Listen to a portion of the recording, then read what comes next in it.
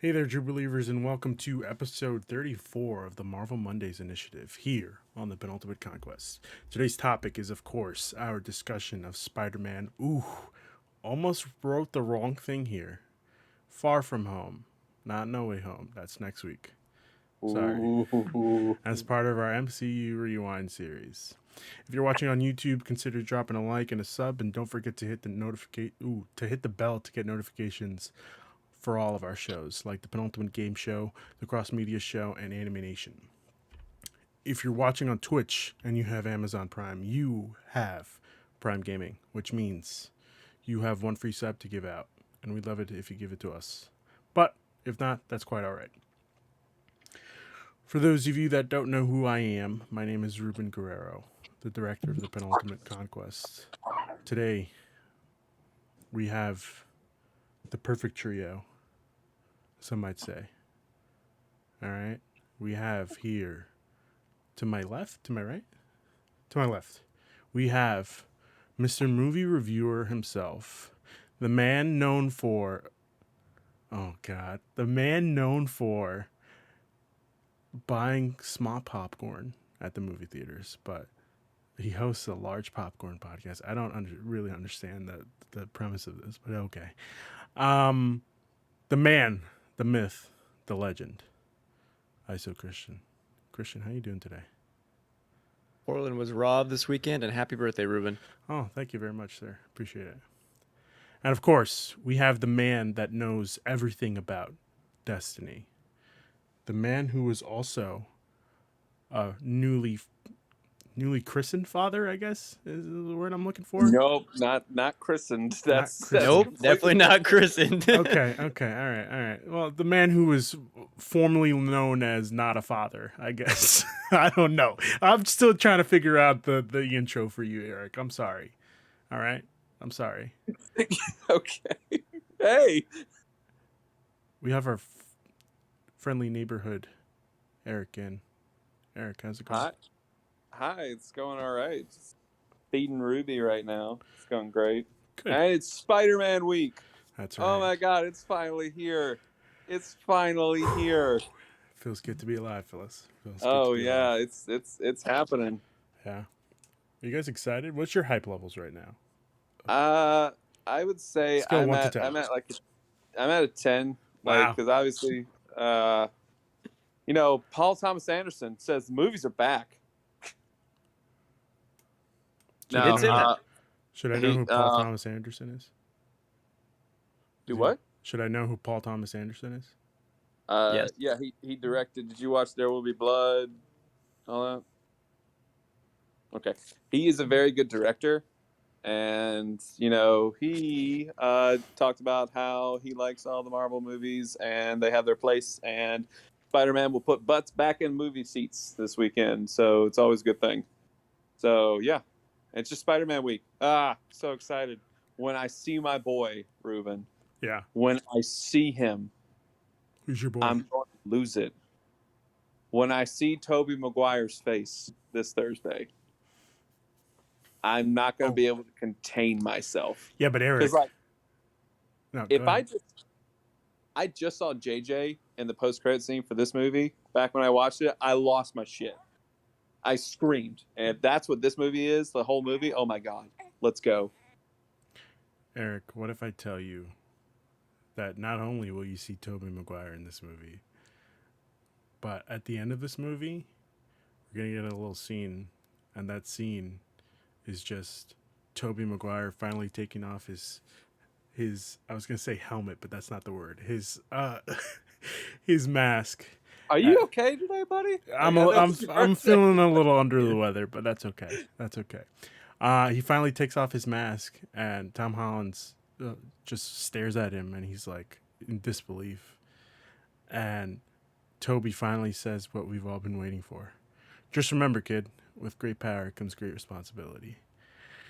And he just gets portaled on home, And Doctor Strange is there too, obviously, because of the portals. And he's like, Peter, what's wrong? And then you just see Tom Holland saying, that was Uncle Ben. And you just see a tear rolling down his face, You believe that if that actually happens, it's the first time anyone in the MCU says the word Uncle Ben. Yeah. Although we did see Uncle Ben's suitcase in this movie, which is a nice nod. Sure. What do you mean, sure? Yes. Okay. All right. That's fair. All right. Just remember, Eric. I'm gonna laugh so fucking hard if this actually becomes a reality. I hope it happens. And I want you Just to for you. know, I'm just gonna scream, I was fucking right in this theater. All right. Record yourself once the post-credit scene starts. Just the audio, you know what I mean? I'm gonna record myself on Monday. I mean, on Saturday, since I'm watching it Friday and Saturday, just because I know, it's gonna be great. It's gonna be fucking awesome. Cool. Fucking awesome.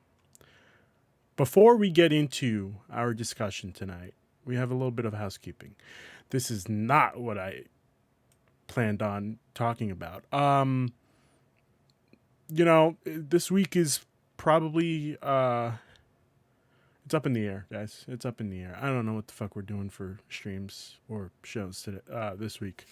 We might be talking I have to get with Ryan to see if he wants to talk Jobless Reincarnation, because I just started this show and this show is fucking great. Is it an anime? Yes, it is, Christian, and I think you should definitely check it out. This is up your alley. Too busy rewatching Gilmore Girls, I'm sorry. I'm sorry. This should take precedence because it's very, very good. Okay? And again, I feel like this show would strike a chord with you. The main character, you remind me of the main character. Let's just leave it at that. Is the main character Mexican? No, unfortunately, he's not. No, probably No. Japanese. Sure, let's go with that. Let's go with that. Anywho, I don't have any housekeeping. We'll see what happens. I might be streaming some more Halo, whether that be multiplayer or whether that be story campaign. We'll see. I don't know. We'll see. I don't know. Let's get into some Marvel news. The first Marvel news of the day. Amy Pascal plays with my fucking hopes and dreams. Guys. Apparently Tom Holland has had to come clean up the mess that she made a couple weeks ago with the Spider-Man news about a new trilogy.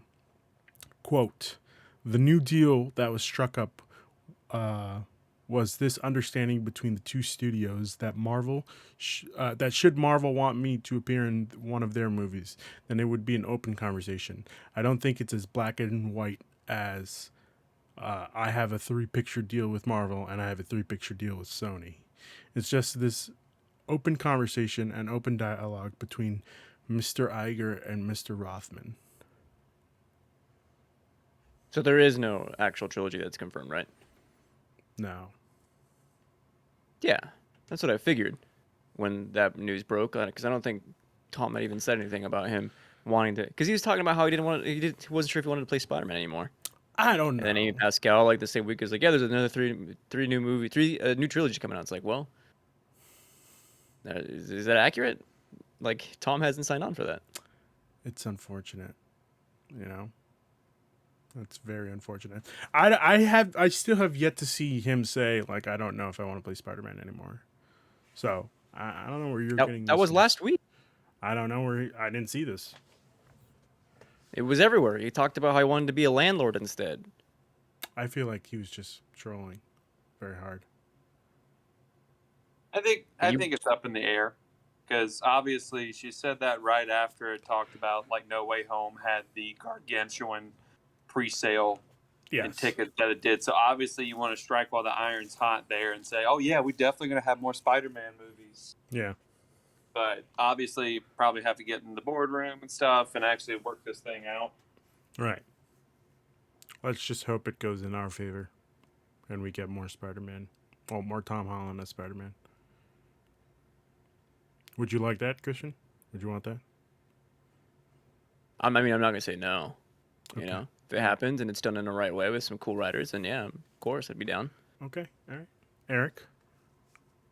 Yeah, but I hope over the next movie or two we get Miles incorporated and Miles slowly becomes the Spider-Man for the MCU. I think that would be neat. I would have to agree, but again, we don't know the. Yeah. Yeah. So We'll find out pretty soon. can't look too far in the future. Yeah. In other news, Eternals is out for Disney Plus on January 12th. For those of you that haven't watched it yet, it's a pretty interesting film. I think we have it on our list as what, top 5? Is it that high? It might be. I thought it was like 8. Yeah, It's top 10 for sure. It's top 10. It's currently at number 9. It's a good movie. You should give it a shot, and then come watch our review for it. Just saying. I'm gonna shoehorn this in, but fucking Hawkeye, man. Are we all caught up with Hawkeye? We're not gonna get too far into this. I just want to say, fuck, man. It's starting to get really, really good. Really, really good. What do you think, Christian? Go ahead, Eric. Oh, I was just saying. Oh yeah. Hold on, real quick. I gotta mute myself real quick. Go ahead. I didn't really care for episode 4 that much. I thought it lost a lot of its pace. But Okay. episode 3 was a real banger for me. Okay. Currently, where would you place it in the ranking of the MCU shows? Oh, no, I can't do that yet. We still have episodes 5 and 6, you know? Yeah, but hype levels, I guess. Are you excited to see what the ending is bringing us? I don't know. My thing with MCU TV shows is they still haven't really figured out what an MCU TV show looks like. They always drop the ball by episodes 5 and 6, in my opinion. Especially after the last episodes are always very kind of weak. And if they're just gonna tee up a fight between the main people, that could be interesting. But from what I saw from episode 4, again, I won't say who. That rooftop fight scene was a little bit awkward for me. But I don't know. I would have to agree with that. All the stuff with Echo is fantastic, by the way, though. Yeah. I love that character. Okay. All right. I'm gonna have to say that I think. Eric, are you ready to talk? Oh no, I was just getting ready to talk. You go ahead. No. Go ahead. Oh, I was just saying. I think I have to agree with Christian a little bit. Episode 4, while it had some very nice moments, like when they do the Christmas together, Mm-hmm. I thought that was really nice of them. But yeah, the rooftop scene was weird because at the end of Black Widow, you know what? The end of Black Widow. I'm just gonna go ahead and say it. The end of Black Widow, a certain character is supposed to come in, and I thought it was going to be much more prominent in this episode, other than just Sup. It wasn't even a sup. It was just. Oh, I need Ruby. It's okay.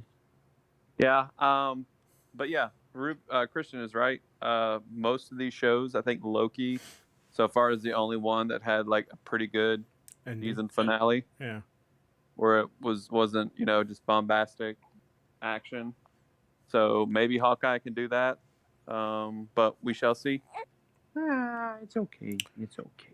Did you want to rank it to where your hype level is so far? I wouldn't say. I'm excited to see where they go, especially if Uncle shows up in these next 2 episodes. Yeah, I think that's going to be very exciting because from what obviously we've seen with this, Uncle, of course, if you don't know, Echo's uncle in the comics is the Kingpin.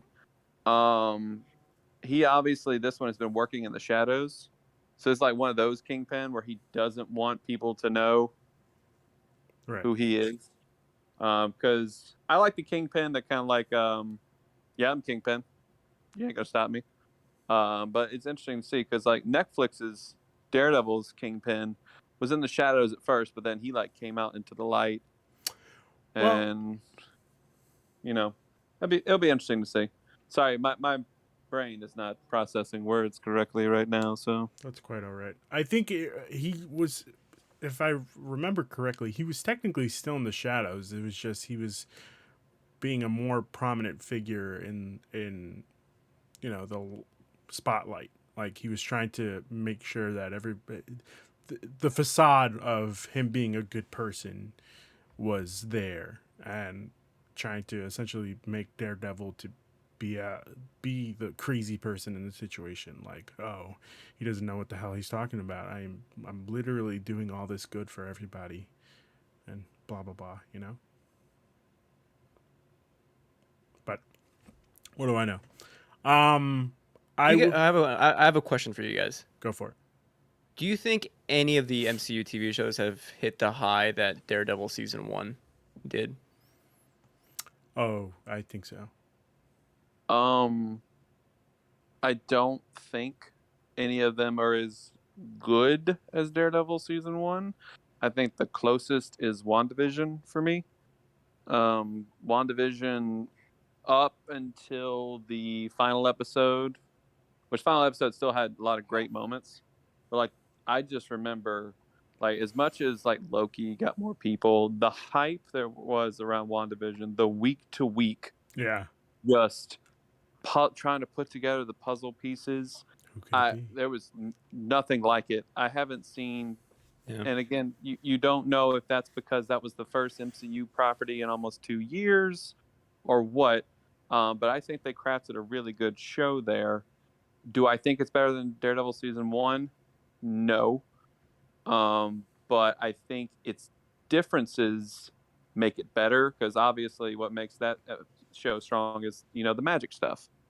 Right. And what made Daredevil so strong was, hey, let's just show an Irish with Catholic guilt, really. And he fights crime. And so, It's Yeah. a loaded question. I just wanted to Yeah. entertain it Oh, for yeah. a second.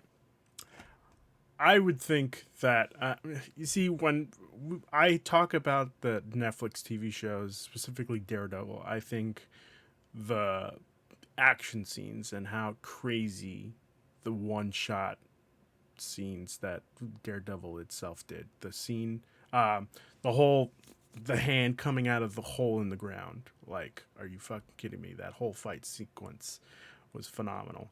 And if I'm comparing the two, I would have to say like the hype levels of not the hype levels, the things that got me the most hype, I guess, which WandaVision definitely did, just with me guessing from week to week, like what the fuck is gonna happen, like is Pietro real, is he not, is he just some random fucking character that nobody knows. Loki definitely did it for me with we have no idea what the fuck was gonna happen at the end, and it definitely hit hard for me, for a show that I had no interest in up until like the last two episodes. Like, I shouldn't say that. Well, I liked it, but it wasn't really grabbing my attention up until the last two episodes. And I think it's nice and campy for me. It is less of a Marvel TV show and more of a fuck. This is a good this is a good Christmas movie. Oddly, from what I think of in my head, is very close to Home Alone, I guess. Oh, I love the Home Alone movies. Oh yeah, Uh, exactly. So I think actually the best parts, like for me personally, the best parts of Daredevil were the confession scenes with the priest. I think Season those. 3? No, just season 1. Oh no, sorry. Yes, that as well. Yeah. In season 1, I think those were my favorite scenes, because they really like. Obviously, the MCU is a different. MCU is a different beast because you have this whole giant world to deal with, Right. and this show is just, hey, here's a small piece of that world. Yeah. And that's the strength of the MCU. I don't consider it a weakness. It's like, how do these big events affect these small characters? And I think that's important. Whereas Daredevil, that was a look at a man who was going through a lot.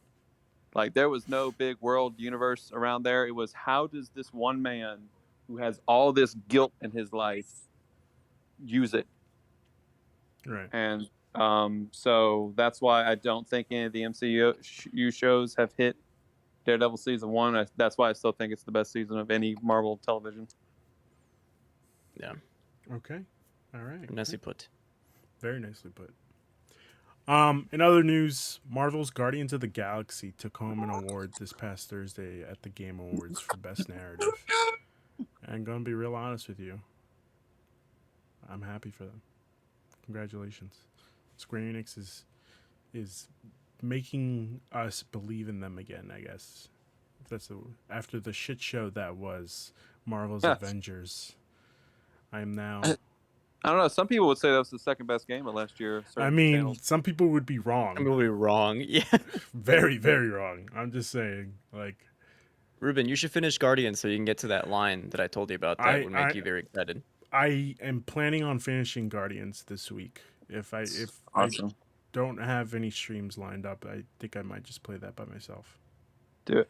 And also today, IGN Game Awards, it took home Best Action and Best Story of the year. Interesting. So it really is, like, combat aside, like, it is a spectacular story. It truly is. And don't get me wrong, like it's starting to sink its teeth in me. I just like got preoccupied with other things. Oh, it's totally okay. Yeah. Don't worry. The Guardians will be there for you whenever you need them. We'll see. Will they be there for Guardians of the Galaxy Volume 3? Gardeners of the Galaxy. Excuse me. The Gardeners, yes. Time will tell. And finally, the last news story I have for you here is Lawrence Fishburne was asked if we would ever see his character he played in Ant-Man and the Wasp as Bill Foster, aka Goliath, ever again. Which he replied, "What if I told you I don't know?" I don't know. And I'm going to be very honest, I completely forgot that entire film. Which Ant-Man and the Wasp, it's a great movie. it's forgettable. Like, I should say anything that doesn't have to do with Hope and Scott is very forgettable. Like, the villain is... this is future spoilers, but that is, like, probably... Spoilers for a 3-year-old movie?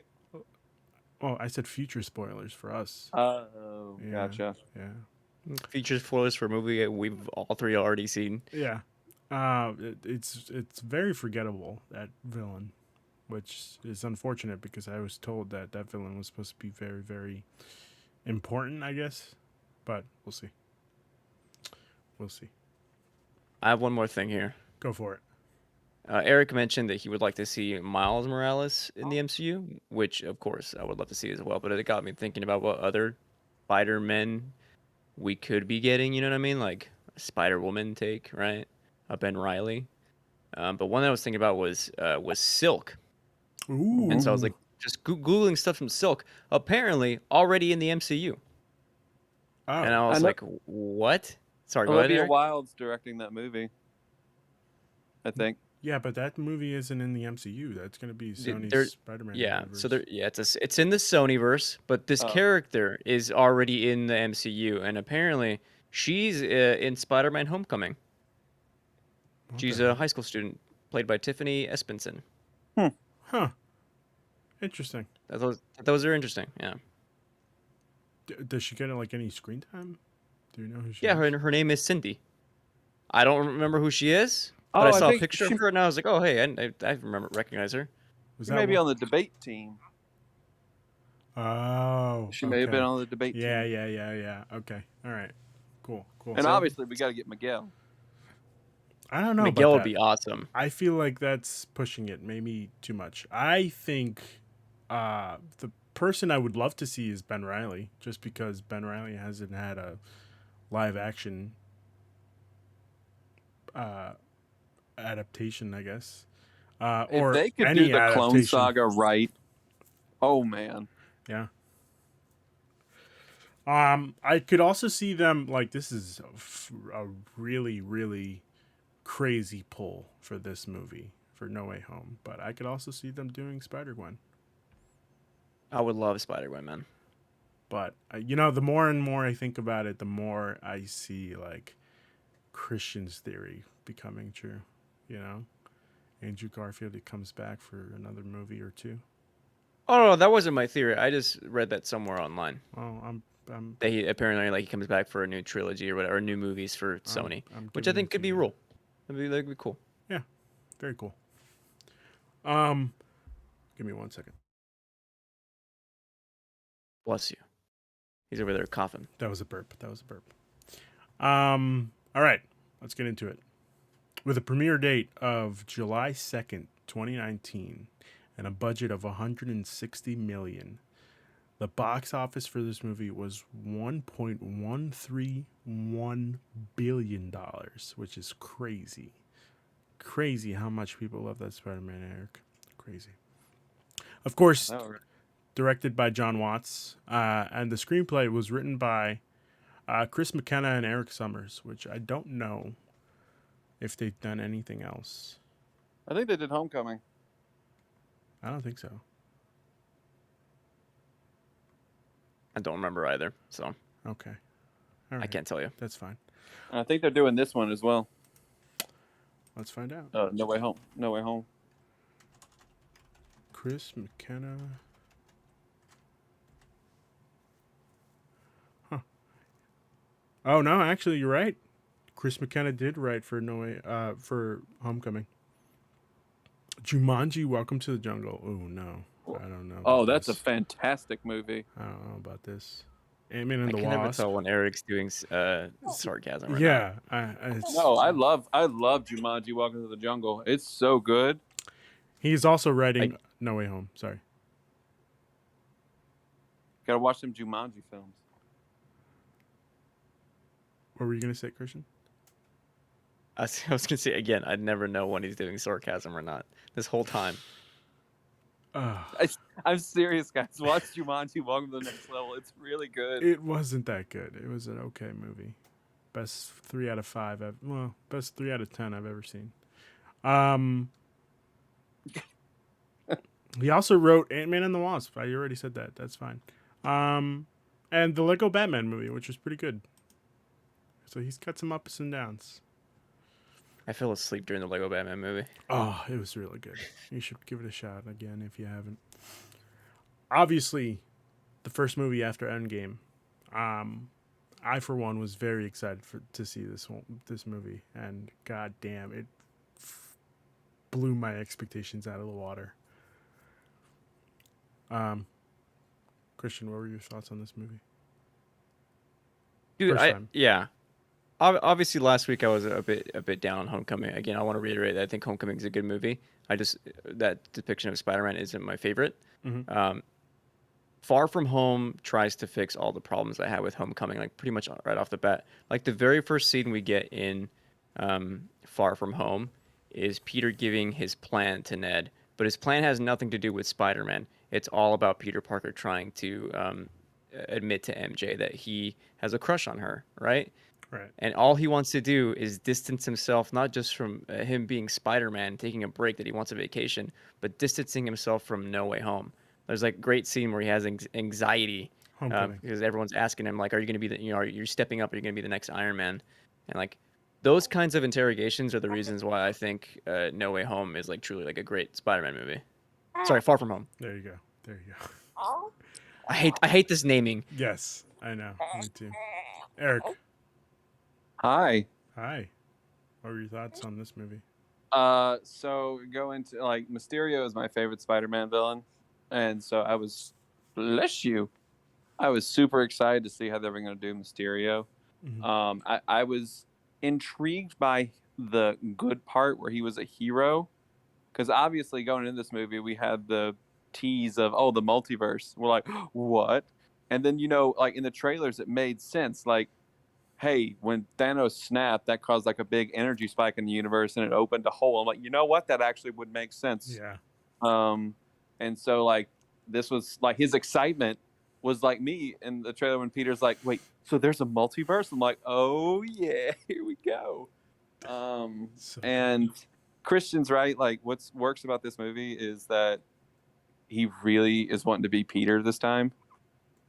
Because it's like I said last week, like he wanted to see at the adults table in Homecoming, and now that he actually got that seat, like, whoa, no, I want to be a kid, I want to be a kid, I want to be a kid again. He doesn't want that responsibility, especially since now Tony's gone. He's suffered some major trauma, and also, he got blipped as well. Yeah. So Peter's been through a lot, and he just wanted to be like a kid again, and that's what works about this movie so well, is that he just wants to hang out with his friends. Absolutely. And oh man, sorry, I spaced out there for a second. This movie is probably one of my favorite MCU movies. Definitely hits the top 3 mark and that's saying a lot.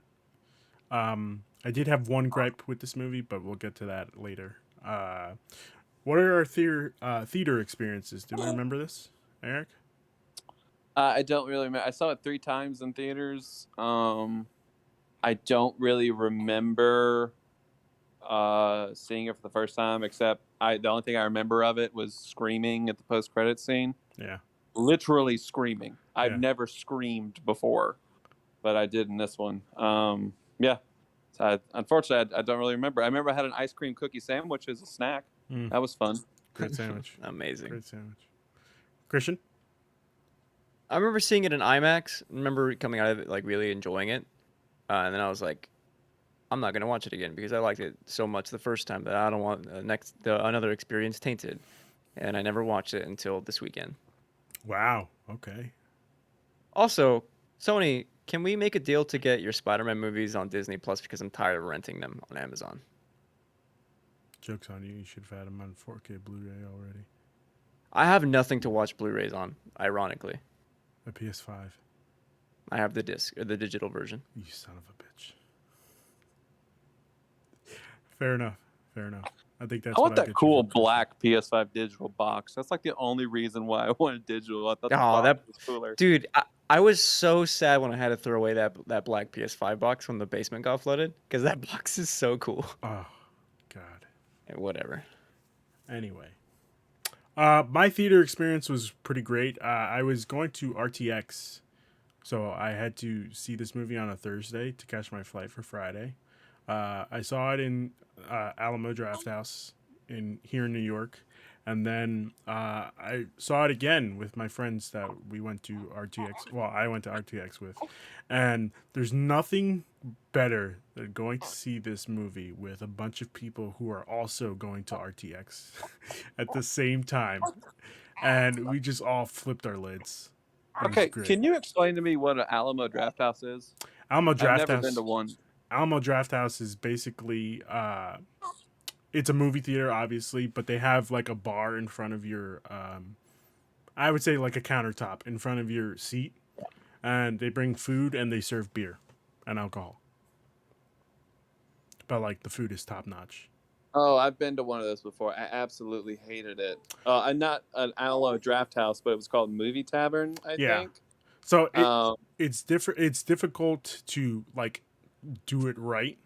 I would say the Alamo in Austin, Texas, did it perfectly, where the seats were elevated, and then the path for the waiters and waitresses to pass by was like lower, so like they didn't get in the middle of our viewing. But yes, it works sometimes. Alamo has like a specific clientele there too. Like you wouldn't be getting the kinds of people who are like going to movie taverns, Right. which I feel like those kind of knockoffs are a bit more casual. Whereas Alamo Drafthouse, It's very I think the strict. clientele usually a bit more like people who are like into like movie watching and just want like a nicer like experience to have dinner and drinks during a movie. Yeah. That's it. I can imagine like the buzz going with people who like are coming from RTX like all together must have yeah. been like made for a fun experience. Very fun. Very fun. Yeah, when Movie Pass died, I needed to find a another movie subscription. Yeah, that's right. We're bringing Movie Pass back, guys. Just talking about it. Well, I needed to find another movie subscription, and there's not an AMC that's like close to me that actually is like a good AMC. So Alamo had what their subscription service called the season pass, and I had it for a couple months, and then I got AMC A List just because I was going into the city more and more after work, and I was like, "Fuck, I don't know which one to get rid of. I don't know which one to get rid of. It was very hard. Unfortunately, I had to get rid of season pass just because like you can only get it 7 days before the movie comes out. You can't like pre-order ahead, which sucks. Yeah. Anyway, Jake Gyllenhaal as Mysterio. What are our thoughts on this, Eric? so, as I mentioned earlier, like the whole good guy vibe I thought was interesting because obviously Mysterio is not a good guy. Right. And so, like, the whole beginning, I'm like, okay, he's being weird, but I guess if this is multiverse version of Mysterio, I guess he's a good guy. And then, but I was like secretly waiting for the shoe to drop because I'm like, all right, Mysterio is not a good guy no matter what universe. And then they get to the scene when Peter leaves, and that so good So good. where he just drops the curtain. And I'm like, there he is. That's who I'm waiting for. And then, it was interesting how they played it off as just another, hey, this is a person that Tony screwed over in their life. Yeah. So do we need another one of those? But they do it really well. I like the fact that, it's a team effort. I thought that was pretty neat. Just a bunch of people that was fucked over by Tony, and they're just trying to be good guys. Yeah. Which is interesting. Like, they just want to be good guys, and they just want to have fame and stuff. But yeah, it was neat. I really I like don't know. I don't know if they Mysterio. want to be good guys. I think that's like the only thing I would disagree with you on. Yeah. Excuse me. I'm thinking that they wanted the fame and attention. Yeah. And so I guess like in this good guys, they wanted to be quote unquote good guys. They wanted to be the hero to save the day, so everyone would like them and they Right, become yeah. popular. So I thought Mysterio was handled pretty well, especially the Spidey Mysterio fight, like in the abandoned building where they actually like do the Mysterio sequence. Oh my god, that's so fucking good. Yeah. I had that as my next topic to talk about. But before we get into that, Christian, what did you think as Jake Gyllenhaal? Sorry, what did you think of Jake Gyllenhaal as Mysterio? What do we think consensus was before going into this movie in terms of Mysterio being the bad guy? Because I felt like they were like, if I remember right, marketing was very much him the supposed good to guy. be him being a good guy. Yeah. And I'm not sure like everyone kind of knew like who Mysterio was because he's kind of more of an obscure villain. Honest, And I would garner that people were like kind of like, oh, is he good? And then actually, even me knowing that Mysterio is a bad guy, like it almost got me because it was like an hour and some odd minutes in, and like, oh, he's kind of Mysterio's still kind of good. Yeah. Like but obviously, it's like, oh, you see the drone, it's like, oh, yep, he is indeed the bad guy. I don't know. What did you guys think? For me, I was very 50-50. Like, oh, this could be. They brought in the multiverse thing, so maybe he could actually be a good guy. Maybe we could see two Mysterios, on the future screens or whatever, just fighting each other. Wouldn't that be cool and fucking awesome? And I kind of want that now that I said it. But yeah, there was also a part of me that was like, oh, no, there's no way. He's definitely tricking everybody. This is what Mysterio does. But like they did have me in the first half. Spoilers for Captain Marvel. The Kree in this movie are like not the Kree. The Skrulls are end up being the good guys. At least like the group of Skrulls. Like they're not the normal villains that we know Skrulls to be. Yeah. So I was like, oh, if that's possible, is Mysterio gonna be this good guy? I don't know. Right. And then of course when he turns into that villain, it was awesome. As Eric already mentioned, that bar scene, like everything starts fading away, and he's like, Jake Gyllenhaal has this poise there, like it's fantastic. Jake Gyllenhaal, wonderful actor. It's a shame he doesn't shower. Okay. All right. That caught me off guard. I'm not gonna lie. I think Jake Gyllenhaal as Mysterio was phenomenal. I thought he was perfect, and it was everything I needed him to be. I've been watching Spider-Man, the two Spider-Man movies that we've recently seen with Ella, just to catch her up with Spider-Man in the MCU in preparation for No Way Home. And the scene where they're in the bar and he's trying to like figure out what he's going to do with Edith, and he should give Edith to Mysterio just because like he's going to be the next hero, and he already dubs him an Avenger. She's like, wait, is he a good guy? And I was like, fuck, it's so good. It's so good. Oh my god. It's good because Mysterio is so good at manipulating Peter. Yeah. Which I'm not gonna lie, I'm kind of upset that he is gone. Is he? It's 50-50. Let's be real. Is it? I think it's like very definitive for me. It's Mysterio. Come Yeah, on. okay. All right. Well, I mean, it's just like he, future. Well, not future spoilers. We'll get into it, but like at the end, he just like says, "Edith, is this real? Are there any more illusions or any more fucking drones that I gotta pay attention to?" And she's like, "No, this is definitely real." Right, but who had access to Edith before Peter took the glasses back? Oh, okay. All right. I didn't put that together. Okay. And Interesting. also, like at the end of the post-credit scene, we get an edited shot of Peter's final words to Mysterio before like Yeah, but he that could have been the dies. guy in the chair. Absolutely, I'm not. Yeah. Yeah, I won't knock you. It could be him behind it, but like, I would gather Mysterio's powerful enough to be like, this is my exit plan in case things go wrong, and this is what I want you to do. Interesting. Very interesting. Okay. Well, good. I'm kind of glad that it's a mystery. Nice. Eric mentioned that CGI scene that Mysterio induces on Peter, and that scene just fucks me up good. Like, fuck. It's noticeable CGI, but that's totally fine with me. Like, that whole sequence is just perfection and exactly what I wanted it to be. When they fucking bring up the zombie RDJ, I'm like, fucking hell. Like, why you gotta do this to this poor kid? For me, it's good because I never knew. Like, obviously, I knew what wasn't real, but Yeah. when they switch back to like real life and like, Yeah. oh fuck, like that's how they took out Mysterio, just shot in the back by Nick Fury, and they take the rug out from you under again. That's when I realized how manipulative Mysterio actually is in Yep. this movie, and like that's why it worked so good. Why it worked so well for me. Yeah. Eric, do you have any more things to say about this sequence?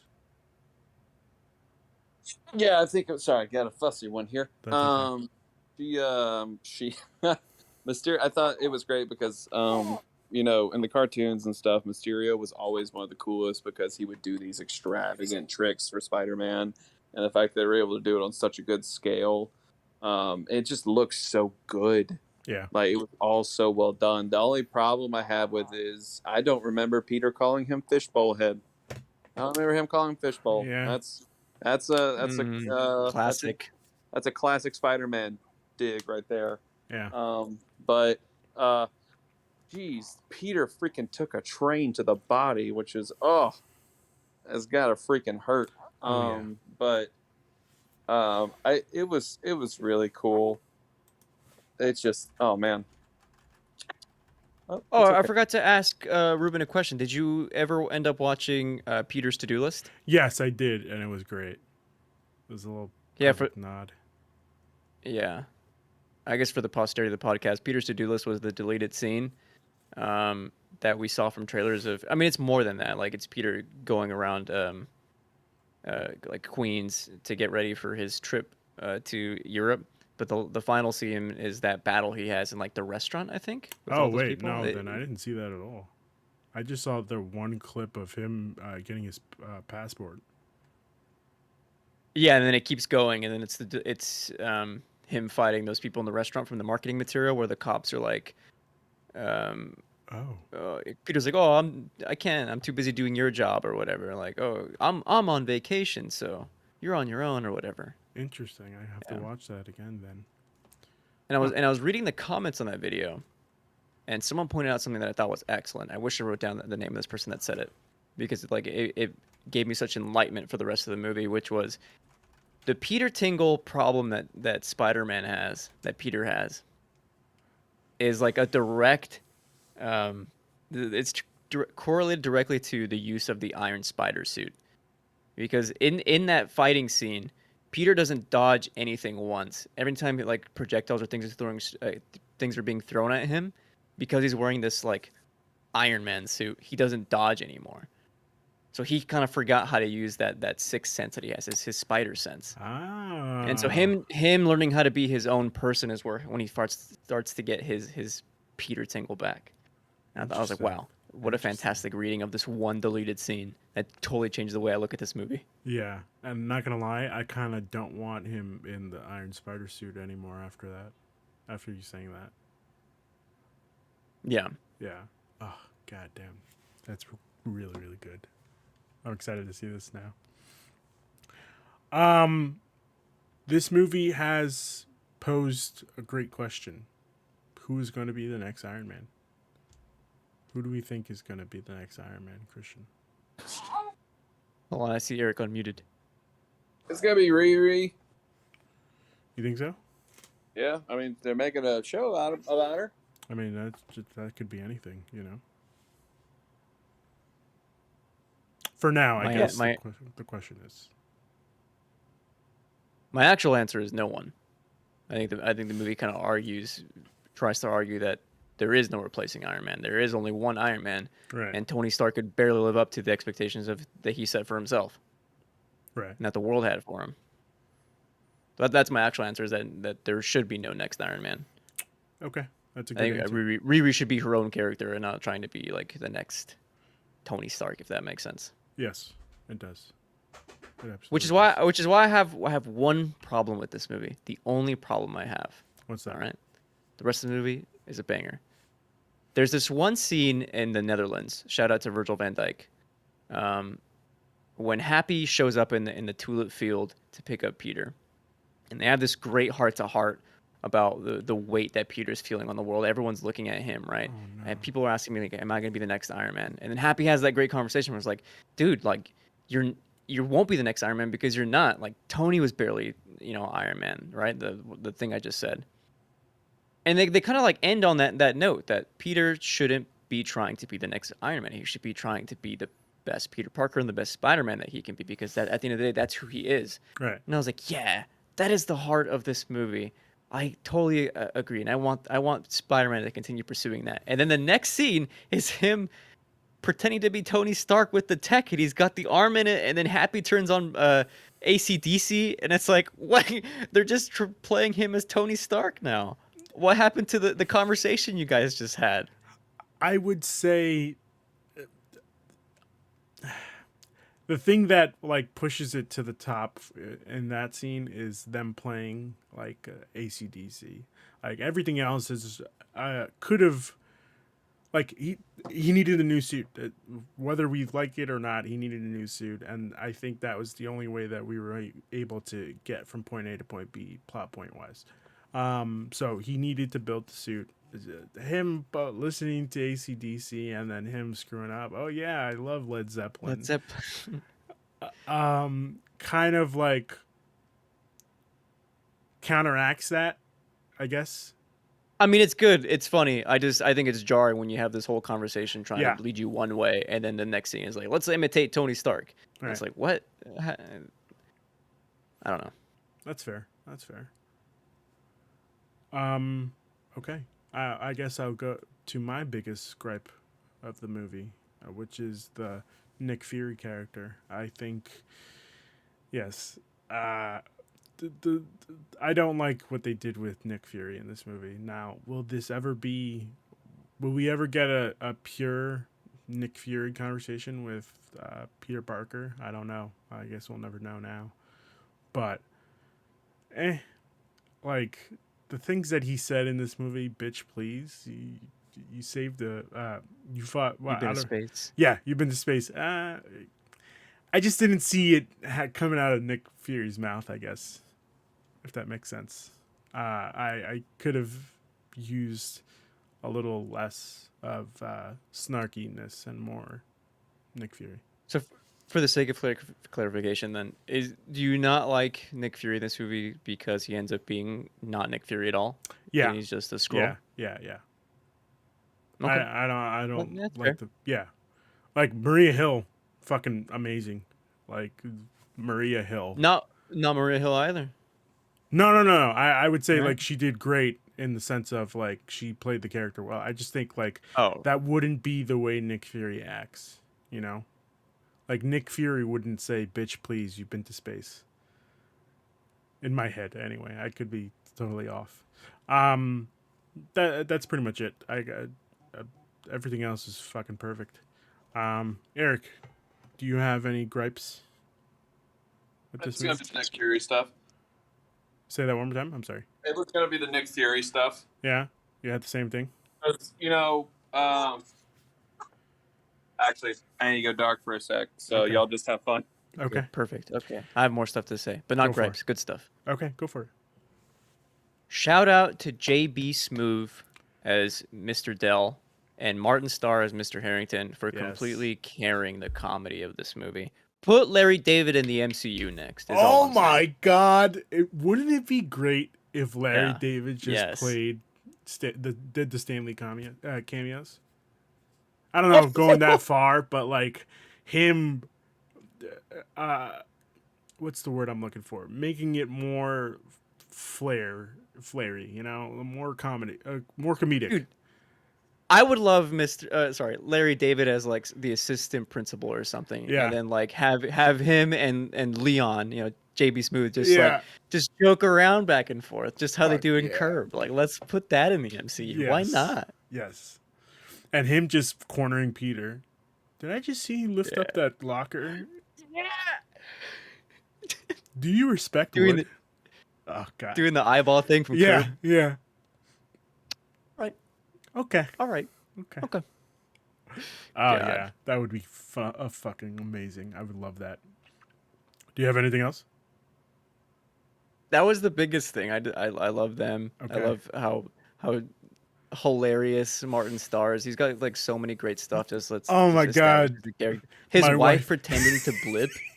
It's just you could just leave, and it's just like that happens in the background. We We're had a just like funeral supposed to be for her. focusing on Peter. Yeah, Oh it's so man. good. And shout out to All- JB Smoove for predicting the MCU. You know, witches, What did? just witches. Yeah, Yeah, real it's good. supposed to be a science trip. Yeah. It's witches. Yeah. I want to give a shout out to Flash getting way more depth just by the one scene of him getting picked up, and it's not his parents, it's his driver.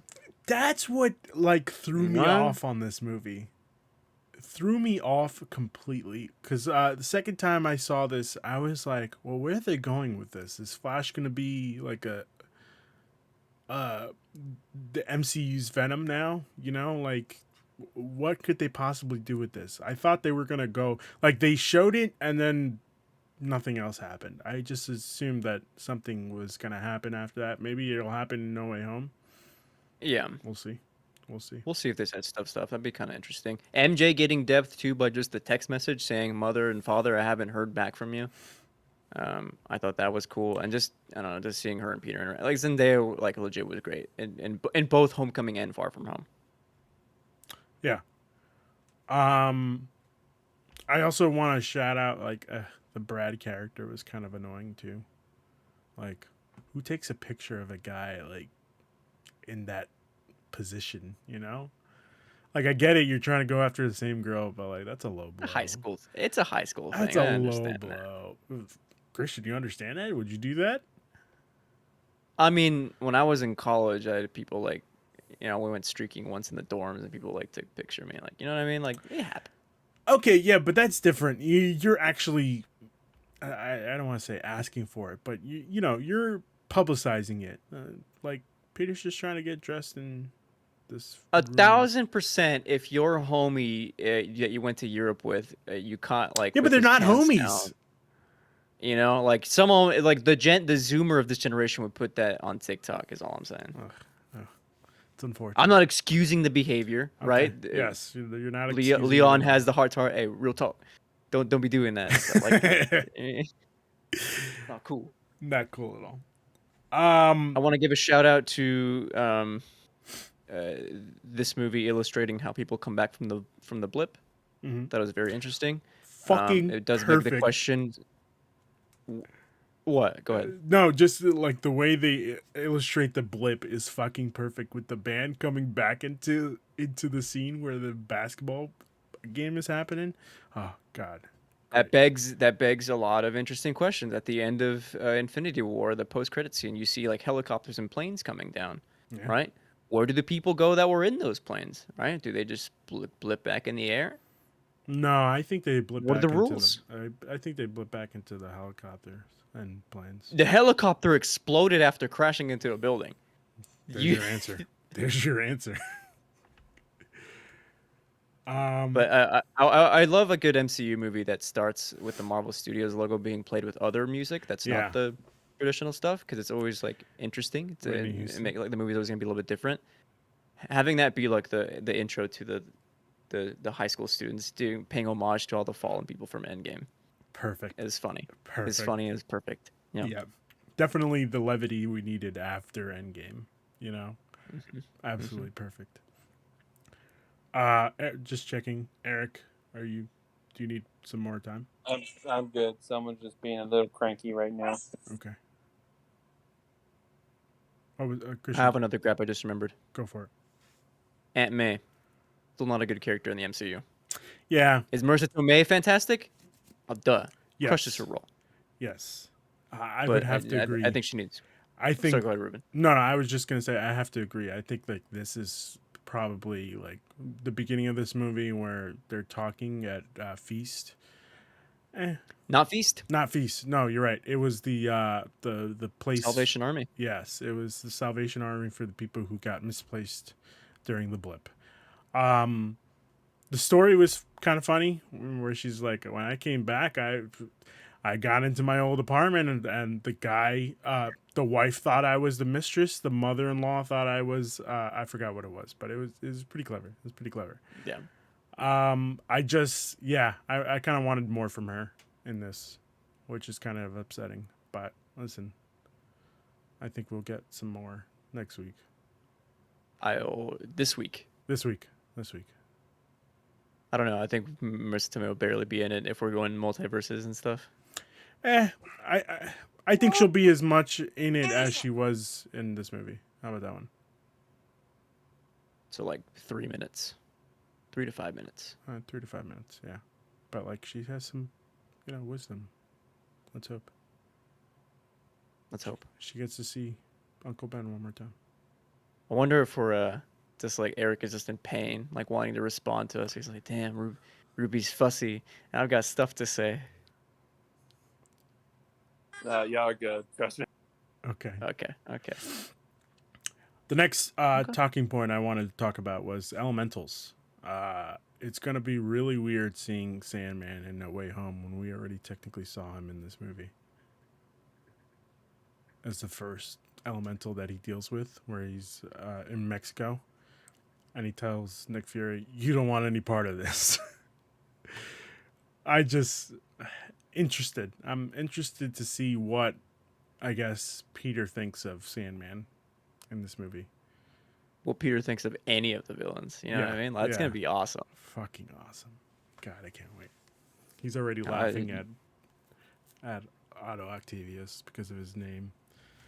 Sorry, go ahead. You just reminded me of an actual line I did like from Nick Fury, which was obviously when Mysterio wants to make an Avengers level threat by saying that all the elementals have combined and are like draining the Earth's core, and Nick Fury obviously reads like through it all. And he's like, Bullshit. "No, that's some bullshit." Yeah.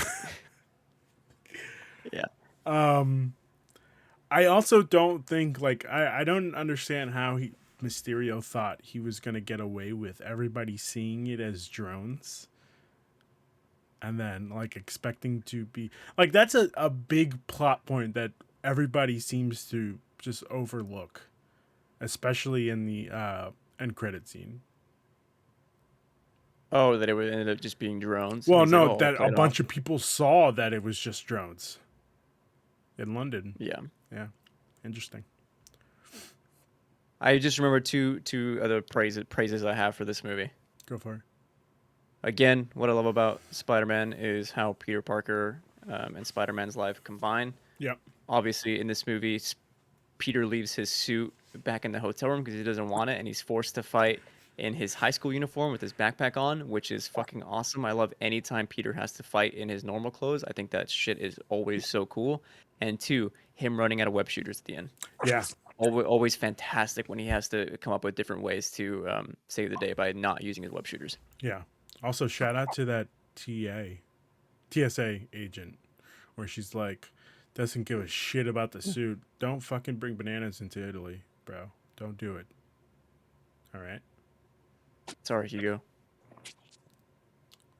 Eric, Yes. do you have anything to say? I just I really my favorite JB Smooth and Martin what was the other guy's name? Martin Starr. I was about to say Martin Short for some reason. I was gonna say Martin Sheen. Martin Starr, where they're arguing on the bus, and he's like, "I'm doing my best, Julius." Yes. I thought that was really good. But I think, the Tony Stark conversation you guys were having when he was on the plane, I thought that was really nice because, Tony was a big part of Peter's life so far, and just to lose the first father figure you have, I thought that was really nice to show Peter's pain because we didn't get, a Peter that went through a lot of pain in this MCU in terms of losing a father figure. So I thought that was really nice. I'm just rambling on stuff here I liked in the movie. That's okay. I thought Ned and Betty was fun. I thought that was a fun little dynamic between the two. I enjoyed. What did you guys think of the stealth suit? Oh, you mean the Night Monkey suit? Yeah, Yeah. what did y'all think of Night Monkey suit? I thought it was pretty clever. But, I think the suit's awesome. yeah.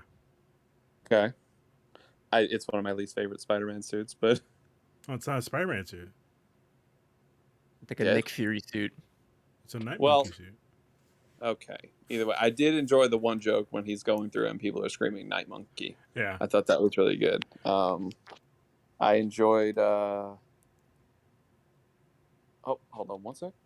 I mean, it makes sense though because like Peter doesn't want anyone to know. Like it would make sense if like Like you said. the Spider-Man suit is showing up. Yeah. Like you said, if I show up as Spider-Man, everybody in my class will know I'm Spider-Man. Which is thrown out when he makes the new suit in London, but Well, no, because he stayed behind in. oh, that's true. Yeah, Yeah. I forgot. Canon is that he stayed behind. That's Yeah. true. So With his parents or his his cousins or relatives. aunts, whatever. Yeah, in, yeah. yeah. I don't remember I- where it was. I did enjoy the. I enjoyed the scene when he realized he messed up. Yeah. I think that's probably the best scene in the movie because he's In trying Prague. Yeah, the one where he's on the bridge, where it's one of those things where he wants to just be with the girl he likes. He wants to be with his friends during this trip, but that scene right there, just like, I'm sorry, kid, like you were Spider-Man, you have this responsibility. And when he realized he messed up, it was just that I've got to fix this. And he tells MJ. I thought that was awesome way to say it. Like, all this responsibility is now coming on him. It was like, hey, look, I'm Spider-Man. I got to deal with a lot right now. I may need your help. Yeah. And She goes like, "Oh, sorry." no, it's okay. I do enjoy that. I think we're good on the same thing there, where she's like, oh, I knew the whole time. Yeah. Yeah. No, and she goes, "Oh, really?" Because I was only like 65% sure. That was a good scene. And then Yeah. Ned Someone- finding out that she knows that whole interaction. Well, I knew first, so I'm just saying. So I think that I think it was really good. I think that's my favorite scene in the movie when he realizes he messed up. Yeah. And so, or the one on the bus. I think when Flash is asleep and he makes him slap himself. Is that what happened? I think. No, I think. When he punches him Yeah. by accident Yes. Yeah. Yes. Yeah, that one. I thought that was a great scene as well. and knocks him out. Yeah. But that's all I got. I think this is a fantastic Spider-Man movie because it focused more on, well, Homecoming did focus a lot on Peter and Spider-Man because, the party and Yeah. he's like wanting to be cool and everything. This one, he's got it just shows the stress of being a 16-year-old kid being Spider-Man. Like, hey, I just want to hang out with my friends. And I think that's the fact that this movie has more Peter Parker and Spider-Man in it is better. You know what I just realized? We're following the same path that Tobey Maguire's Spider-Man took. In the sense of What do you mean? Spider-Man in Spider-Man 1, he's, learning how to be Spider-Man, and he's trying to figure out how to balance both, right? In Spider-Man 2, he doesn't want to be Spider-Man anymore. And in this, he's like, okay, I'm going on vacation. I want to be Peter Parker. I don't really want to worry about Spider-Man. In Spider-Man 3, he's fighting multiple villains. And in No Way Home, he's fighting multiple villains. Huh. Interesting. Amazing. So my Shout first- out to Amazing. where was it going? I had something to say off of what Ruben just said, but now I don't remember. Okay. That's fair. Sorry, Ruben, I can't respond to you. No, that's fine. That's fine. I have two more things here to ask about. Eric, did you have something to say? No, I'm good. Okay. I think What were your thoughts on Edith? Like she's no sweet lady. fine. Yeah. Just Tony Stark tech. Yeah. Just the Even- plot point. Really. Even in death, I'm the hero. Perfect. Absolutely. Mhm. Hilarious acronym, yeah. Yes. That was awesome. I did miss the Absolutely hilarious. charisma of Karen, though. Yes. She's no Jennifer Connelly. It's kind of upsetting. No one can be.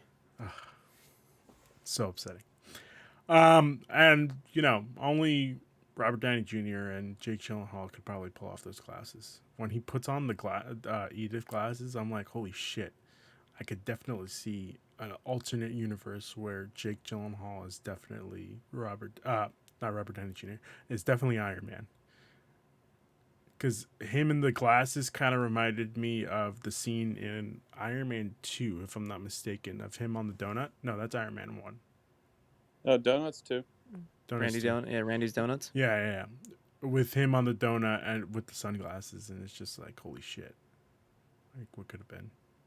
What would have been great? It's a testament to how good looking Jake Gyllenhaal is. Yeah, absolutely.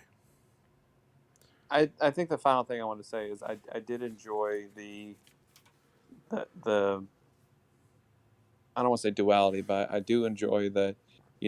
Homecoming was this story of we talk about how we want to grow up and stuff, and as kids, that's all we want to do. We want to be grown ups. We want to go do what we want in life. So we want to go be rock stars, doctors, whatever. And then when you actually hit real world stuff, Take me back. it's Take Me Back, and that's what this movie is. This movie is Take Me Back. Like, I don't want this right now. I can't have this. I just lost my quote unquote dad. I want to be a kid again. And I think that's the strongest point of these two movies, and that's why they work so well, like, back to back, is because that's what the tale is. Yeah. He's not ready to grow up yet. All right. One last thing that I want to add is shout out to the MCU Spider-Man for finally getting a cool web swinging around Manhattan scene. Yeah. There's a really great shot of him like running on top of like this 45-degree rooftop skyscraper in Manhattan, and then it zooms out and you get a sense of scale to how small he is. Yeah. The great green was great. rooftop that we always see in every Spider-Man movie. Yeah. Yep. Mm-hmm. Real great. Did you guys notice the when he's swinging around? There's that one scene where he goes on the street, and part of the construction sign has like 1, 2, Yes. 3, 4 question Yes. mark. Yes. Everyone was saying that was like a little Fantastic Four Easter egg, possibly. Yeah. That's exactly the what it question was. mark was only on the 4. That's exactly what it was. Because for me, I thought it was like, oh shit, they're acknowledging like, I had for some reason I had thought that was where the Avengers Tower was. So they were doing construction, and it was going to be Fantastic Four Baxter Building. The Baxter Building, yeah. Yeah. Speaking of Avengers Tower, we're gonna spill into Hawkeye here. Do we think Fisk really bought Avengers Tower? I don't know, man. It could be up in the air. I want to say yes. Because I don't think you can have a big plot point like that and have it just be some Joe Schmo. It could, Hey, Quicksilver was something boner. Yeah. Ralph. So you never know. You absolutely never know. And finally, my last question for today's discussion: do we think Happy and May end up together? or is this just a summer fling? I don't know. You don't know? Okay. All right. All I know is that Happy probably needs May more than May needs Happy. Oh yeah, absolutely. And you can tell in that last argument that they have, like, oh well, Yeah. we'll never know what happens, All right. Now, obviously, this is the first movie that didn't have any Stanley cameos, And unfortunately. that's what hurt so much. Is Yeah. like the first movie was a Spider-Man movie. Yeah. But There was a dedication to Stanley and Steve Ditko yes. at Yes, the there end. was. Yeah. So, we're going to go with ranking the villains. All right, it's my turn. What's up, everybody? And now it's time to rank those villains, because what good are heroes without some good villains? So let's go down the top 5 right here. I think we have number 5, we have Loki from Avengers. Number 4, we have Wenwu from Shang-Chi. And then number 3, we have, it's Loki, then Winter Soldier, right? Is that right?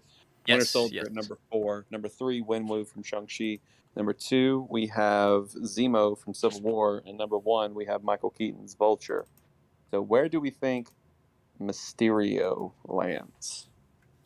Ruben, I'm going to start with you. Where do you think Mysterio ranks on this list? Number 1. Come on. Is this even a Oh, wow. question? That's really high. That's way higher than I thought he'd be. Yeah, I mean, Mysterio was fucking perfect. It's exactly what we needed. We needed a little mystery in the role of, is he a villain? Is he a friend or is he foe? Also, I can't believe we didn't discuss how awesome is it at the end of this movie, Peter Parker's identity is, like, Spider-Man's identity is revealed. That's right. Yeah. So exciting. We've never had this happen before. Like, the only time we've had this happen was Civil War, and then they kind of retconned that. Comics. Yeah, where like now everyone knows who Peter Parker is, and that's outstanding. I think that's going to add such wonderful storytelling here, because I'm so ready for like that first day he goes back to school. Oh yeah, Post everyone finding out. That's going to be awesome. absolutely. I I'm excited. think IGN posted like the first minute of No Way Home. I didn't watch, but I saw Yeah, how somebody it started. definitely like spoiled like the first 10 minutes. I think they did say, Tom said in an interview, this movie picks up literally after Far From Home. Yeah. Which I'm very excited about that. I think that's really neat. And again, just when J. Jonah Jameson popped up, oh my God. Perfect. It was so freaking good. And just hearing him say Spider-Man again, I'm like, oh, yes. Although I don't like the new look. I think it fits. It fits as a podcast format, but I would have appreciated him looking like he did in the Raimi movies. That's his favorite look, he said. The Raimi movies? I think, right? Or Yeah, this one? he liked that J. Jonah Sam. He liked his JJJ look in the Raimi movies. Yeah. It looks great. Yeah. Like, that's exactly what I picture in him in when I see. I think, like, with the times now, I think, like, JJ turning into, like, this InfoWars, like, person is perfect fit. So I think that was a good look. Yeah. So number 1, Ruben. Okay. Yeah. Interesting. I just think, like, what about him over Vulture? Why does he stand tall over Vulture for you? Because he continues to trip up Peter in every single possible way, deceive him in every single way. He deceives almost everybody except for, I'm not sure Nick Fury really knew, like, something's up. Obviously with that last part, like, they all formed together to make one giant elemental. Yeah, that's kind of iffy. But, like, he definitely had everybody going for the first couple of elementals. And it's a real interesting way. Like, Cristian just opened up my brain into the possibilities of him possibly coming back. Oh my God, I would love nothing more than Jake Gyllenhaal being behind another fucking Spider-Man movie. That'd be so good. So do you think as a villain he wins? Yeah. I mean, he literally outed him as Peter Parker. So yes, absolutely. Okay. All right, Cristian, what about you? For me, he takes the new number 5 spot, I think, right over Loki from Avengers. In part, I think because of what Ruben just said, but mostly, if I'm being honest, for the way his villain. I think it's a powerful origin story. And it goes back to what I praise about Vulture from Homecoming so much is that his origin story is a direct response to the like morally questionably. Am I making sense? Morally The, questionable. the moral ambiguity of the actions of the Avengers, which is Tony Stark pretty much taking um what's his name? Uh, Quentin's tech, Yeah. and then rebranding it and showing it off as his own, which he Barf. relabels Barf. And then to not only go from there, but then to start going through the whole motley crew of people that are in Quentin's team, which is here are all the people that have been burned in direct response from anything Tony Stark does. I think um, just really drives that thought home that like, what do you think of your heroes? Like, this is who they really are beyond like the way we see them as like perfect gods who are, saving the day. Like at the end of the day, like they're just people who have made a lot of mistakes and who do some less than good stuff in the world surrounding them, right? So I think that idea pushes it to at least top 5. And could I make the argument over Winter Soldier? Maybe, but I don't know. The way the Bucky was handled in Winter Soldier, I think, is just fantastic. That I can't do it. I Well, understand. Eric, before let me cut in here before you give us your answer. I also want to put the thought out that maybe we should also put Iron Man on this list. I think what works well for that is that Tony is a very flawed character, and like his actions causing these villains. I wouldn't say it necessarily makes him a villain, but I think that's what adds to his character. I don't know. Like Vulture had me thinking last week. Like the man literally destroyed New York City and got paid to clean it up. Like maybe he's right. Maybe he's In right. my opinion, Vulture's right. That's the way I see it. So I don't know. Maybe we should. Be I putting still up don't. Iron I Man still on wouldn't this. go bridge too I'm far just to be like fucking with he's you like guys. the I'm actual just villain. fucking with you. Okay, okay. So I think a cool part for me and Mysterio is that when they're doing the rehearsal when one of the drones is missing. I thought that scene was fantastic because it shows how much Quentin has gone into this, and he knows every single little part of this plan, and something is not right, and he's able to know like, hey, this drone is not working. Yeah. Why is it not working? Oh, it's because it's disappeared. What? Are you kidding? And I thought that was really neat. So Right. I think if I'm looking at this list, I think I want to go with Christian on this one. I think number 5, because I think he's a top 5 villain because him manipulating Peter, especially since they had like such nice conversation, that nice conversation on the rooftop when Peter's like going through a lot and Mysterio like kind of helps him out here. I thought that was really cool, but like the personal connection Bucky is to Cap, the performance of Tony Leung is outstanding. Zemo winning, Vulture. I think Mysterio as new number 5. I think is what I can go with. Okay, that's fair. I'll take it. Top 5. I'll accept defeat and take that. I wouldn't I necessarily. mean, it's very call it- close. Yeah, I think for me, with all these villains, they have such good plans. I have to take like extra little, because I think the plot for Mysterio is better than the plot for Wenwu, but I think the performance of Wenwu, it just blows Mysterio out of the water. Interesting. That's Like interesting.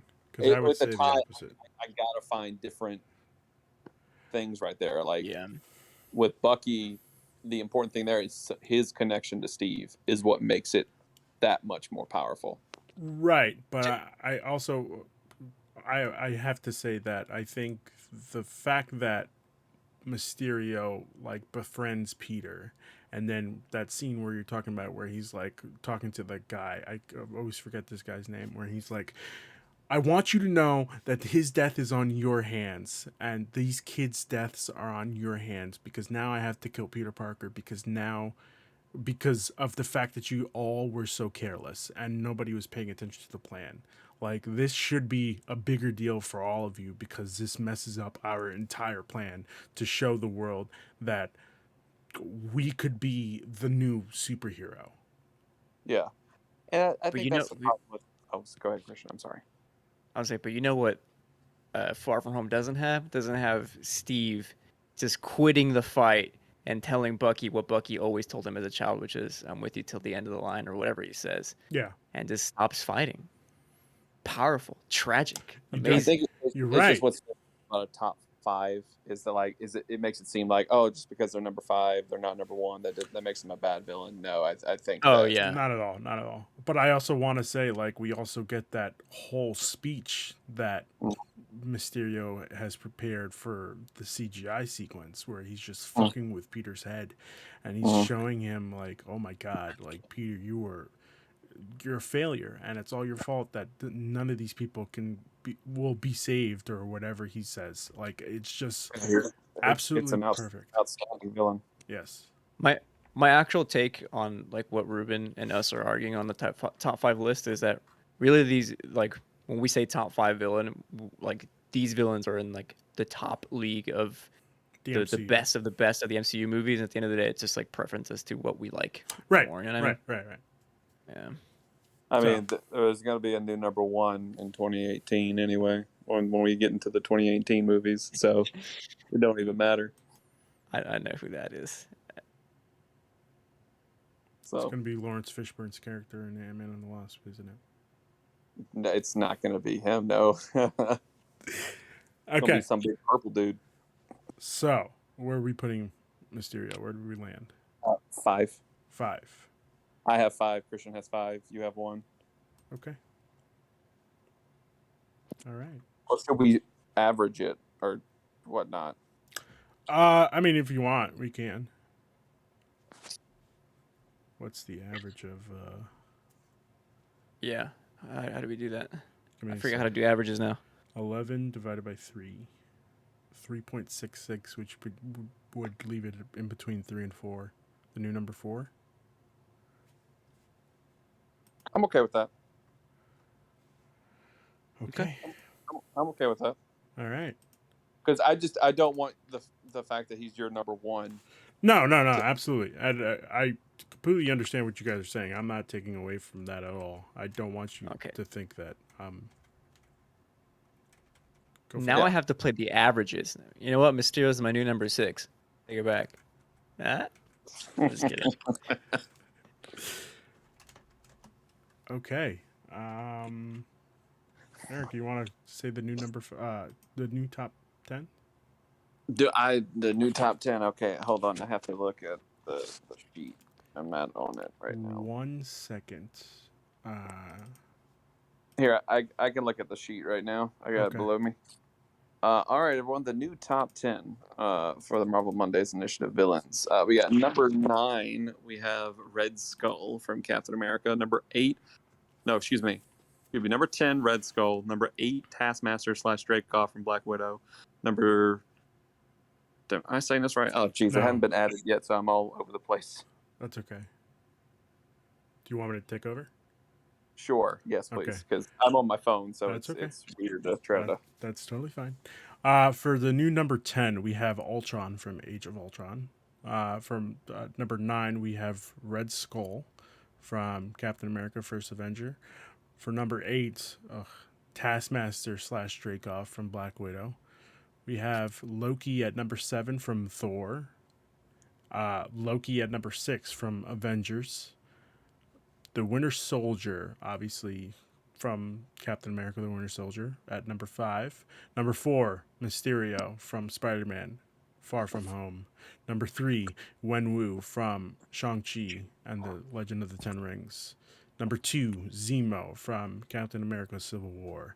And of course, number 1 is Vulture from Spider-Man: Homecoming. What a fucking hell of a list. What a hell of a list. Should we go Which into... leads us to... Go for it. Yeah? No, go for it. It's time to get to the meat and potatoes of our rankings. Yes, we have to rank Far From Home amidst all the MCU movies that we have seen on the show so far. To catch you up, I will read you the top 5. Starting with number 5, Guardians of the Galaxy. Number 4, Shang-Chi. Number 3, Spider-Man: Homecoming. number 2, Captain America: The Winter Soldier, and number 1, Captain America: Civil War. Let's start with Eric on this one. All right. So me personally, I have Far From Home over Homecoming. But it's for this list, it's weird because I've got some movies here that are above others, and we haven't gotten to the other movies yet. So right now, I think this for me is the new number 3. Okay. Because I can't, like, I love these Spider-Man movies, but neither of them are better than Winter Soldier or Civil War for me. So I have Far From Home in the exact same spot. The way I play the list for these shows, I have to start at the top and then move down. So yeah, right. I have it right above Homecoming. Okay. about you, Ruben? Obviously, I think this is my number 1 movie. I said it before. It's just so goddamn good for what it does. It's I have led to myself believe that I'm not as big of a Peter Parker of a Spider-Man fan as you are, Eric. But you know what? I'm thinking that's wrong. I think I'm just as big of a Spider-Man fan as you are. Okay, yeah. More people like Spider-Man, the better. Yeah. So. I will say, if you have a number 1, I can't do averages with you, No, buddy. yeah, that's fine. I'm totally fine with keeping it as number 3. over. I'm totally fine with keeping it as number 3. Okay, so we're not averaging on this one then? No, I think it's just too much. Okay. Yeah. That means your new number 5 looks like this. Number 5, Shang-Chi and the Legend of the Ten Rings. Number 4, Spider-Man: Homecoming. Number 3, Spider-Man: Far From Home. Number 2, Captain America: The Winter Soldier. And number 1, Captain America: Civil War. Amazing. Absolutely amazing. Wonder where No Way Home is going to rank. Find out next week. If that's not your new number 1, guys, I'm going to have to quit this show. Bro, you haven't even seen the movie I yet. don't even need to. That's how hyped up I am. Are you fucking kidding me right now? Guys. It'll be the lowest rated movie since The Incredible Hulk. I'm just kidding. Wow, that's crazy. So I'm joking. No, I know. So right now, I think what time is it? I think the premiere is in like 2 hours. So, it's wild. I think embargoes drop tomorrow morning, so reviews will drop. So time will tell. Yeah, just be vigilant, everyone, with the internet. Remember, no spoilers. All right. No spoilers. No spoilers. Great image, by the way, that they tweeted out. I don't even think it was them. I don't know if it was them or not. That's true. Yeah. Like, it was just probably some fan that did it. It looked amazing, so I had to share it with you guys. All right. With that said, I guess it's time for plugs. Eric, where can people find you? You can find me at Eric C. Ginn on Twitter. Got fun stuff coming. Got to be on a cool show tomorrow. Talk some Spider-Man. I'm excited for that one. And then hopefully I can. I'm in talks with Kyle from them over in 650 to be on Dollar Slice. Wow. Nice. To also talk Spider-Man and my whole life journey. So hopefully I can get that etched in stone pretty soon because I'm excited to do that. And just some helpful advice, everybody. Just be kind to yourselves. I had a pretty massive anxiety attack this week, and the best thing I can say is take care of yourselves. Just surround yourselves with people you like. Get a hug.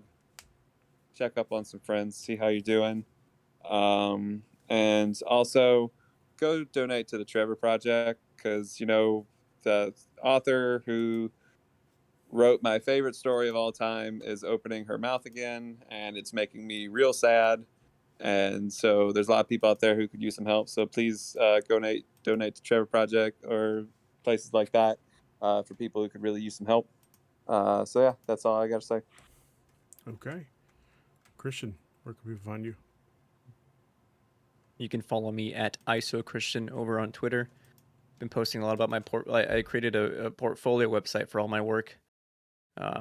I think it missed a lot of timelines, so I would appreciate some engagement on that. Otherwise, I do a weekly movie podcast called Large Popcorn, and yes, I do have a guest on this week to talk some Spider-Man movies. Wonder who that could be. I also do a weekly gaming podcast every single Wednesday at Podcast PXN. And of course, I'm working on video essays for this channel, The Penultimate Conquest, so stay tuned for more on that very, very soon in the new year.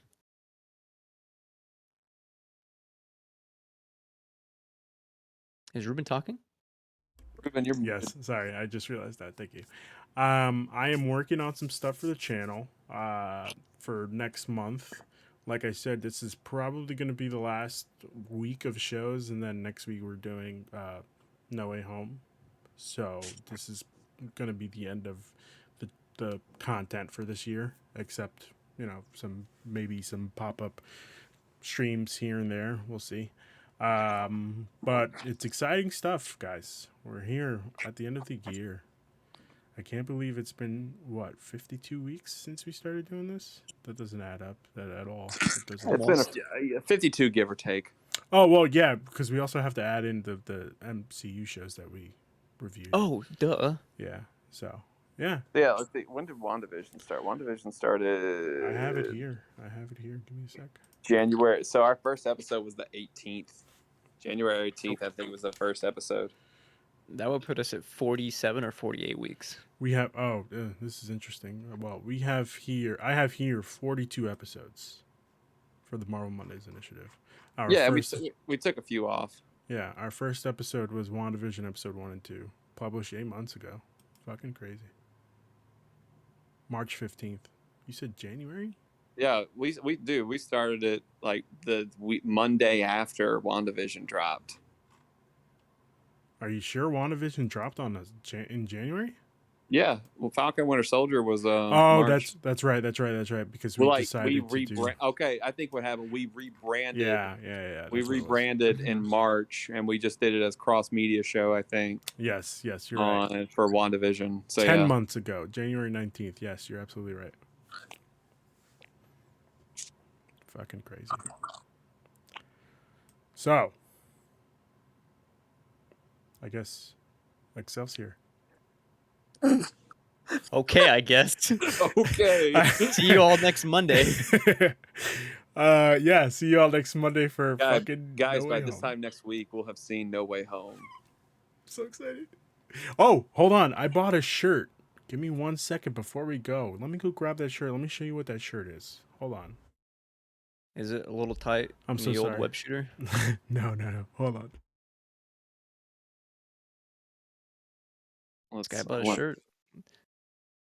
Something with Tom Hardy's face on it, probably. Venom Probably related. Spider-Man related. Probably. Let's see. I'm probably wearing my. I'm gonna send you the thumbnail for the Spider-Man large popcorn tomorrow. It looks pretty good. Sounds good. Are you ready? Yeah. I'm wearing my Mysterio shirt for the show. I mean, movie Thursday. Is that Sonic? Unfortunately, that's not. That's cool. Where'd you get that? That's pretty cool. That's new Rockstars merch. Okay. Come on, man. That looks pretty fucking awesome. I got it in black and in white. Still waiting for that white one to come in. Probably gonna frame one of these, Yeah, kids, that was the sweat I had for No Way Home. Fucking insane. Anyway, Excelsior. Excelsior. Bye.